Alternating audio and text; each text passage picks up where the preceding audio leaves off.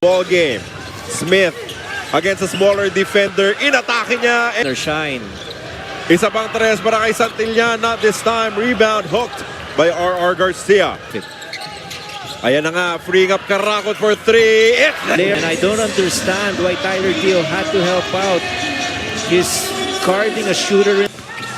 Perkins sa ilalim. Block from behind by Noko. Matumalbog pa kay Perkins yon for the last shot. Karakot using the ball screen. Clarito attacks inside. Pull-up jumper. Tied game. And play on versus height. Let us Karakot! No! Camacho with it. Got it. Perkins making a move. Jason for the win. Block. Put back. It's good! Kenneth Tuffin wins it for Phoenix. Just being at the right place and at the right time. Out of nowhere on the weak side.